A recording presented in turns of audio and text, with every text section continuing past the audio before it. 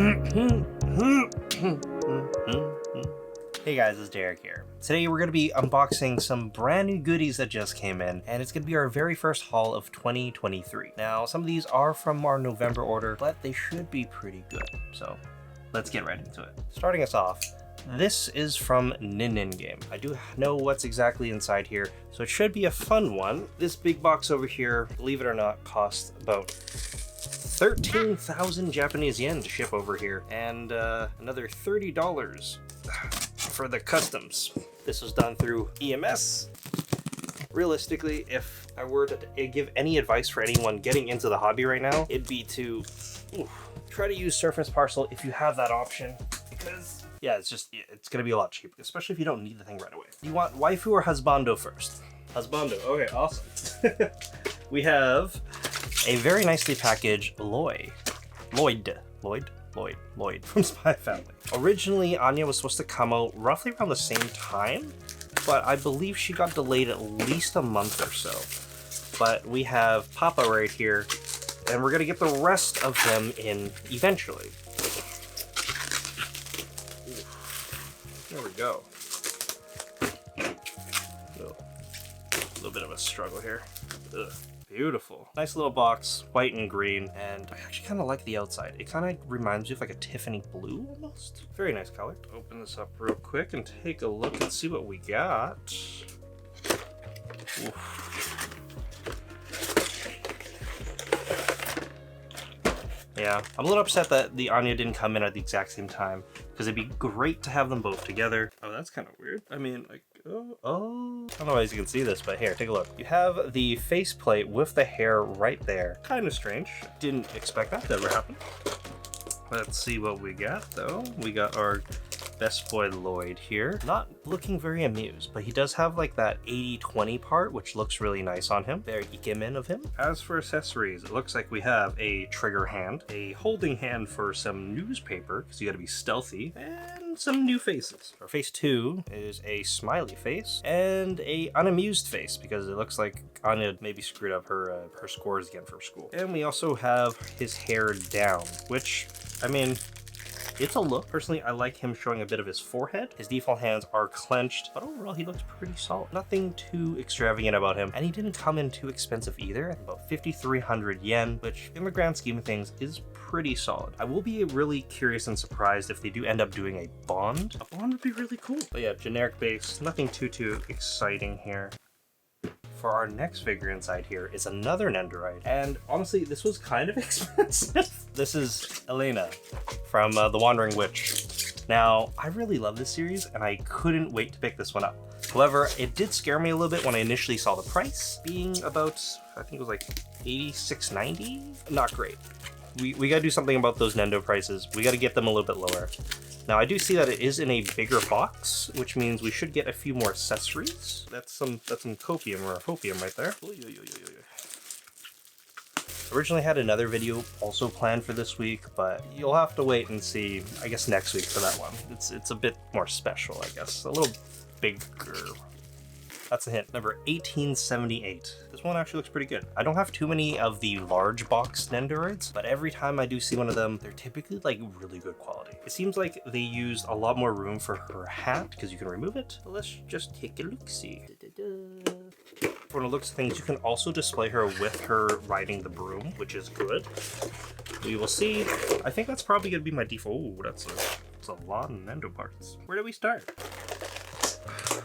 First off, I kind of understand why the price was so high on her now. There's a lot going on. First off, we do have her magical flying broom. It's a broom, very, very well sculpted. We also get herself right here. Honestly, it looks pretty good. Her ahoge on the very top is removable and a little bit posable, I guess. You can move it around a little bit. Very, very cute facial expression as our default face, and very great details overall. I do like the witch coat and everything. Reminds me of the Roxy that we picked up a little while back. So I guess I can have them both next to each other. Although she's the only one that can really like fly. Or, actually, I don't know. And actually, don't spoil that. Don't spoil that. I'm waiting for the new season to come out. Do not spoil anything if anyone's a light novel reader. Don't do it. So originally I thought that the bottom half of her could actually move around a little bit, but it doesn't seem like it can because the cloak kind of extends down and attaches to the upper part of her body. I'm not complaining, it would be a really fiddly piece, but that's not a bad option. Originally, I thought her hair was actually a bit more posable, especially because there are a lot of dangly bits, and a few of the other figures that we've taken a look at recently have pigtails and they can kind of move, but this one is not the case. They do not move at all. Gotta be a bit of a nightmare to pose, I think. But moving on to some of the other accessories, we also get a giant witch hat. Now, this thing is massive.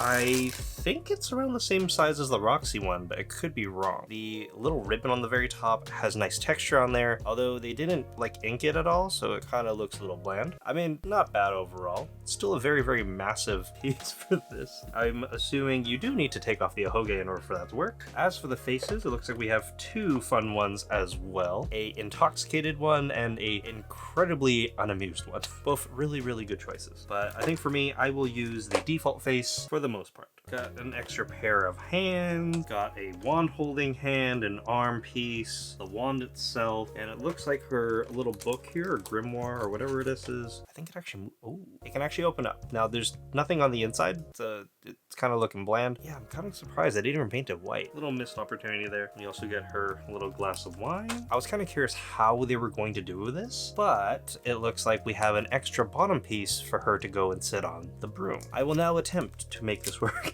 This is the pose I really want to keep her in, is her on the broom, just because it's a little more, oh, I put that on backwards. It's a little different, it's a little different. I already have another witch Nendoroid, so we gotta pick, oh, the whole bottom half comes off, never mind. I'm just gonna put that in there, gotta take off the ahoge, place the hat on, oh no, where goes what?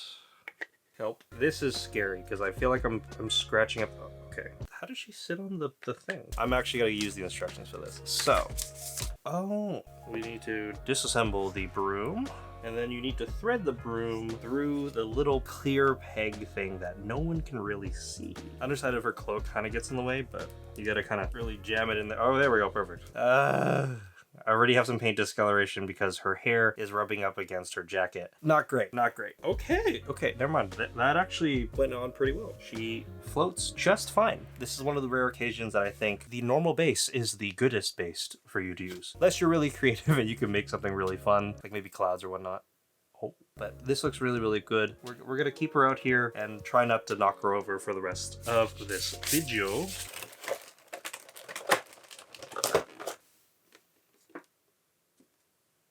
Nah, that's a bad idea. Don't think you can see her down there, but she's safe. Now, for our final thing inside this haul, I've been waiting for this figure for an incredibly, incredibly long time.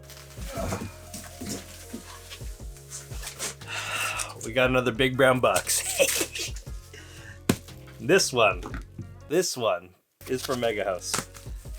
And I'm super, super excited because it's another portrait of pirate that we're adding to the collection. This one also came out in late November. This is one of the more expensive ones because it is also a maximum portrait of pirate.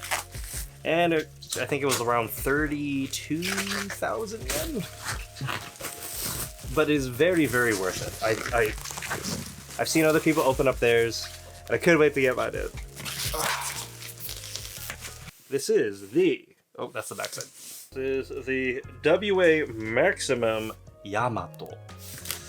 Now, perfect. If any of you guys are watching One Piece currently, we're in the Wano arc and things are getting really, really good. Obviously, I'm not gonna spoil anything because I am a manga reader as well, but if you know, you know, and Yamato is really, really cool. Jaja. We get a great big viewing window in the front.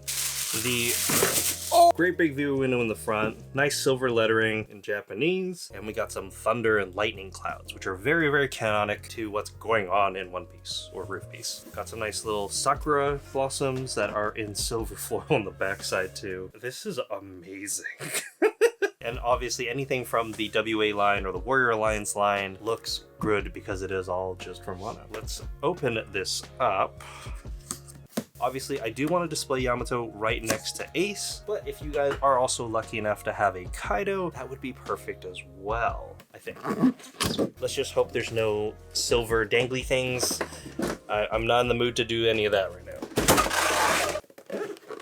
Oh, satisfying.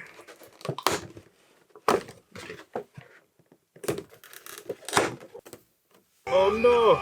Okay, well, there are metal twisty ties. There's at least one. Two of them. Now I know, from what you guys have told me, I can use clippers, nail clippers in particular, or wire cutters to get rid of them. However, I do plan to kind of keep everything very, very, very original, and I like to keep all the packaging, but we'll see. Moving on. Yes! Make sure I don't knock anything over. Here we go. We're finally setting free Yamato. And because it is a maximum, everything is in one piece for the most part. Look at that. Oh man. I'm super excited to add this to the collection. You have no idea. We got the kanebo, which is very similar to Otosan's. Kaido's one is a little more spiky though. This one's a little more round, but it's fine. Let's just admire the figure really quick. First off, the paint job looks absolutely stunning. Now, I know a lot of people weren't too happy with what they were doing with a lot of the Wano figures, especially their maximums. Happened with the Zoro as well, which is in maximum form. That one also had a lot of bronze and kind of this fiery shading going on. I understand why they did that though, but I'm not gonna spoil anything. It has to do with the story, which makes sense. If you look at it from that sense, it just looks good. The colors look great. The giant bow on the back, I kind of wish it was less glossy, but if you had to compare this to the other Odin that is out, I mean, yeah, I think size-wise they're almost identical. Maybe I'll pick up that Odin in the future if it goes on sale, but personally, I didn't really like how the voice sounded for Odin, which turned me off completely. Otherwise, this is the best Odin you can get. Let's just put this into the hand real quick. You do get a small placeholder that is keeping the hand open, which is kind of interesting. I haven't seen one of these in a very, very long time. But you just go 1 and 2, I believe. Very, very simple. Kind of push it up a little bit. We do also get some support rods. The smaller of the 2 support rods goes at the bottom of the kanebo. Honestly, I don't know if this is overly needed because it does fit in there very, very snugly. It's not even touching. So maybe it's an overtime thing. We'll just keep it there for now. And the other one is to hold up the backside of the bow, the sash. I don't know what you want to call it. This one. Maybe because mine's a little bit warped. I don't know, but they don't hold it at all. Yamato's too tall. So my support things go right underneath where they're supposed to be supporting. Let me know if anyone else has this figure, if that is an issue for you as well. I guess I'll start displaying Yamato without it for now, but we'll see. Maybe over time we will put it there. I'm really digging the pose though. It looks incredibly powerful and it looks like Yamato's ready to swing down and hurt somebody. Facial expression is very, very spot on. Beautiful smile on there. I do like all the little details that they've added. All the little small things that are very, very anime and manga accurate, like how there are these cuffs with chains on there, which look nice, and the hair, I think, is probably my favorite part of the entire figure. The hair is nice and flowing, very, very, very beautiful, and very reminiscent of what they did with the Kaido WA Maximum as well, because there's a nice gradient and shading on there too. But it looks like they went with some see-through turquoise or see-through green, and they put a little bit of white on top, which I think looks really, really good. I know it's not everyone's cup of tea, but I definitely think it's good. As for the other parts of the sculpt, everything looks great. Very, very flowy. A ton of detail on the clothing, and also all the muscles are very, very solid too. I think if you ended up picking this up, you'd be incredibly, incredibly happy. There's a lot of good paint details, a lot of great shading, as per usual with a Maximum, and Mega House just knows what they're doing when it comes to the entire Maximum line. They have announced a few new things there as well. There's a new NL coming out, and a new Uta, which I believe will be in her battle armor. That is a definite pickup. I will definitely be picking up Uta to add to the collection, but this is really great. I know this is probably not the craziest haul to start off the year, but I'm super happy with what we got. We got a brand new Maximum One Piece figure and 2 new beautiful Nendoroid stats of the collection. But let me know how your first unboxing or haul of 2023 has gone in the comment section down below. I always love hearing what you guys think.